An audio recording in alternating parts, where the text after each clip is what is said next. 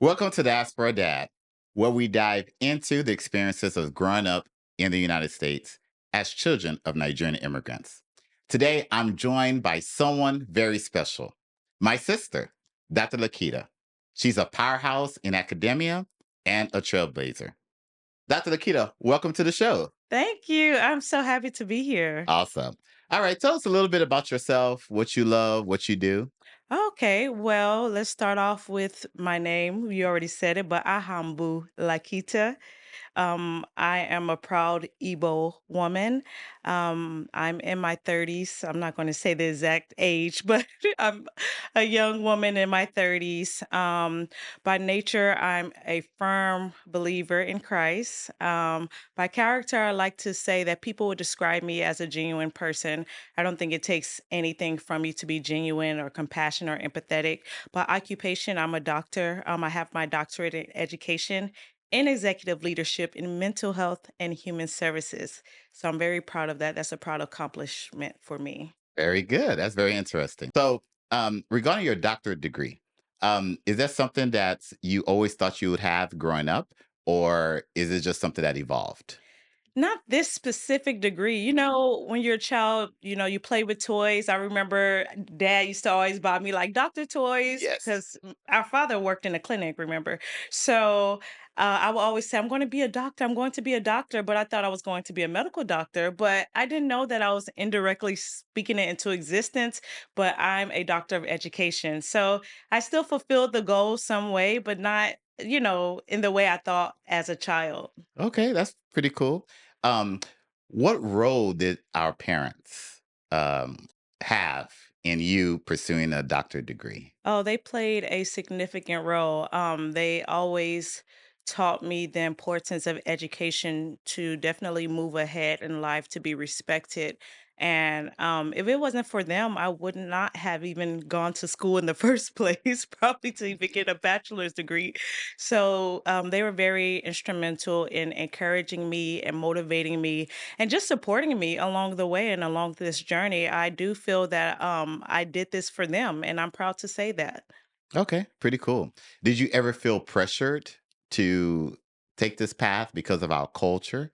In our culture, um, getting an advanced degree is something that is always, told to us, presented to us. Sometimes, Mhm. like you must do this. Right. Did you ever feel pressured? I never felt pressured. I believe because I'm the youngest of 6 children, so by the time they got to me, they were more relaxed. So I remember, mom used to take me to modeling classes. That's kinda unheard of, Yeah. I modeled when I was younger. So and when I said I wanted to be famous or I wanted to be an actress or a model, they were 100% on board, but they did remind me about the importance of education, but they never pressured me to be a pharmacist or be an engineer or anything like that. Like I said earlier, they were very instrumental in me pursuing my doctorate degree. Oh, wow, that's very, very good.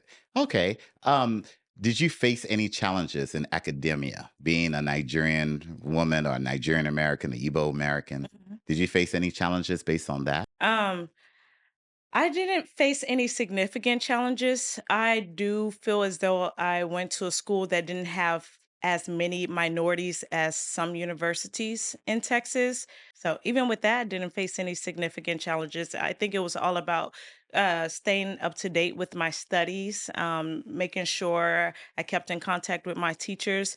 The only challenge that came to the top of my head just now, and it is not based on me being an African American or a Nigerian, is I was pursuing my doctoral degree during the pandemic, at the brink of the pandemic, when the Oh, pandemic wow. started. So it was challenging in that sense that it became a little stressful. Everyone was dropping out of the program, and there was a lot of uncertainty surrounding that time period. So that's the only challenge I faced at that time. Wow, very, very interesting. Well, that's good to know and for people to hear about it. All right, so change gears a little bit Okay. and let's talk about marriage. Okay, Okay. in our culture, there's somewhat of a pressure to kind of settle down. Mhm. Okay, so for you, I mean, did you ever feel pressure that you needed to settle down, or how did you handle that idea of you must be married at a certain age? Initially I didn't feel pressured, but now I feel a little pressured along with all my peers who may be in their 30s or late 20s. I think that our parents understand the importance of marriage and building a family and leaving a legacy behind. So they are always going to question, when are you going to settle down? When are you going to have children? But everything for me is based on God's timing. So whether or not they think I should get married tomorrow or next week or next year, I'm patiently waiting for God's timing. All right, that sounds good. All right. So, would you say that you've been judged being highly educated and maybe unmarried by people in our culture? I think so. I think naturally people in our culture or people in general are very judgmental. I think that when you are educated or beautiful or, they see that you have good qualities about yourself, they assume that you should be married. And if you're not, they're like, what is wrong with you? Or they say, oh, did somebody do jazz to you or something? But like I said, everything will be done in God's perfect timing. People are going to judge regardless if I'm married or not. Mhm. So, I just leave everything in God's hands. Okay, So. sounds good. All right. Looking at our culture, do you think that Nigerian culture, right, puts more emphasis on a Nigerian woman being married versus personal achievements? Hmm. I think they put more emphasis on a Nigerian woman being married. I think they look at personal achievement when it comes to males. I don't mean to be biased I think that everybody's parents are waiting for grandchildren at the same time. So, yeah. Okay, awesome. So, regarding marriage, what's the most helpful advice you've heard from either family or friends? When you are marrying, you're not just marrying the person, you're marrying the family.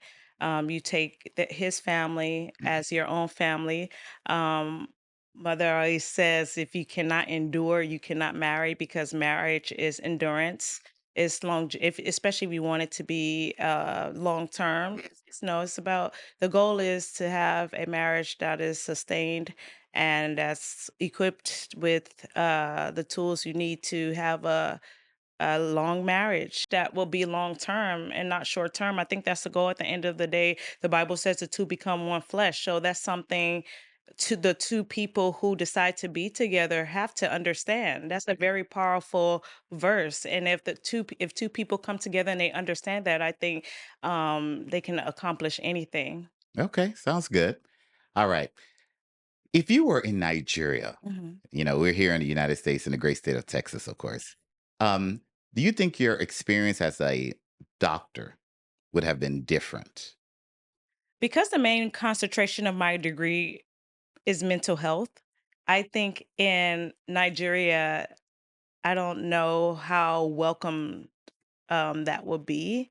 I can't say because I've never worked in Nigeria and I never schooled in Nigeria to find out whether or not this is a need in Nigeria. I know that there are stigmas attached to minorities where they do not want to seek mental health counseling or mental help in general. So I'm not sure how widely received my degree would be in Nigeria. Very well. Okay, that's very interesting. Do you feel that society's definition of success aligns with your own definition? I think so. I think everyone has their own definition of success. For me, success is happiness and doing something that I'm passionate about. And right now, I feel that I feel successful, I feel happy, and I'm definitely in a field that I'm passionate about. So definitely. Okay, good. So, what does fulfillment look like to you Mm. outside of marriage and culture? Just being happy, just being yourself day to day, just being able to smile, just being able to make an impact. That's fulfillment to me. Right now I do work with youth and that's something that I'm most passionate about. And just seeing them smile and when they come up to me and they say, "Thank you, Dr. O," they just draw me a card or something out of nowhere. That's fulfillment to me. That's happiness to me. That's to me, I feel as though I'm making an impact, no matter how small. So that's fulfillment to me. I don't feel like I need too much to be happy. Happiness is free, and it doesn't take much for me to be happy. I laugh all the time, I smile all the time. So it doesn't take much for me to be happy at all. Awesome. Awesome. Okay. What is something that you wish that young Nigerian girls would know regarding choosing their own career paths? Hmm. Just do something that you're passionate about. Don't do something because, oh, you're going to make the most money in that field, because sometimes money doesn't equate happiness. That's why you see a lot of people in the world, they have a lot of money, but you hear that somebody committed suicide or somebody, they're just not happy. Just do something that's going to bring you fulfillment and happiness. And you are the one that defines that fulfillment. You are the one that defines that happiness. So, whatever that looks like to you, go out and pursue that. Very good. Okay. So, parents, Mhm. how can parents, in your opinion, help their children picking better career and personal choices or paths? Without inserting their own opinion. Oh, let me say that, okay. Okay. Without inserting their own, you can keep what I said, but Yes. okay, without inserting their own opinion, being supportive, Mhm. um just watching them as a child and seeing what they are most comfortable doing. I honestly think everyone should learn a trade. That's how it was back in the day. A lot of times here in America, people go to school and they end up not working in their field. That's why it all boils down to doing something you're passionate about. Parents should really take note of what their children like to do when they're younger and just help them develop it and cultivate it as time goes on. Okay. Few questions left, right? Houston or London? London. I've been to London twice. The only thing I don't like about London is the weather, but I'd move there in a heartbeat. It's very, very nice. They have wonderful restaurants, um, great people, great areas to live in, great things to see. Well, great monuments. It's nice. It's really nice in London. I always had a great time when I traveled there. Awesome, awesome. Yeah, All right. So when people look at you, mhm. right, they see how you talk and everything. Do they know you're Nigerian? Not always. And then when they know my name is Lakita, they're like, "You're not a real Nigerian. What do your parents have to be American?" I'm like, "No, they." Most people know me as Princess, or they'll say, "What's your Igbo name?" My middle name is Ugochi. Uh-huh. They even What does that mean for the audience? beautiful eagle of God. Yes, that's what I am. But but even people tell me I'm not pronouncing my own middle name correctly. But growing up, people didn't know I was Nigerian. But I'm always proud to tell someone I'm Nigerian. Whether or not they agree with my name or not, they always ask me, "What's the meaning of your name?" Lakita means found treasure because I'm a treasure, you guys. But yes, yeah, they Okay. people didn't know. Awesome, awesome. Now, I know I see you on social media. You go to a lot of nice places to eat Yes, and relax. But can you tell the audience about Nigerian food? Like, do you eat a lot of Nigerian food or you eat mostly yes. American food? My friends that know me know I love coconut rice. They know I love plantains. Like it's the best. It's my favorite food. And when I tell the other people it's my favorite food, they say, "Well, do you know how to cook it?" Yes, I can make coconut rice. Okay. But yes, I love eating Nigerian food. It's the best to me. If there was no other food in the world, I could live off of Nigerian food from today till kingdom comes. Very good. All right. So now dialing back to this whole idea of mental health. Mhm. Um, how do we, or how would you say we can incorporate mental health in the Nigerian community, particularly among our parents Mm. and young adults? Because growing up, there's always there's been kind of some conflicts here and there. Our parents coming from another culture coming to the United States or the UK or Canada, trying to implement their values on us, or Mhm. just trying to keep us safe as well as productive. Mhm. And sometimes that creates a lot of friction. So, how can mental health play a role in bridging any gaps? What we need to do is be more vocal about mental health. I think now a lot of minority families, not only African families or specifically Nigerian families, a lot of minorities understand the importance of mental health. We need to be vocal about how important mental health support and treatment is. One thing that happened during the pandemic, people saw the need for mental health support and mental health treatment. It increased because people were really needing mental health support. They were really needing help. They were really needing therapy to really articulate what they were going through, to really express their feelings. So, what we need to do is be more vocal about getting help and not being ashamed about it, doing away with the stigmas and knowing that it's okay to get help. It's okay to tell someone, I'm not okay. The Bible says, in a multitude of counselors, there is safety. So even if Jesus Christ himself knew Yes. that we needed counseling, it's okay to be able to reach out to someone and get help. Very good. Well said. So before we conclude, Dr. Lakita, what is one piece of advice that you can give someone out there, whether they're in Chicago, Manchester, Toronto, South Africa, all these diaspora places, right? That person that's going through some type of cultural issues, or um, they're feeling maybe either ashamed of their culture, or they're just trying to figure out who they are. What type of what advice would you give that person?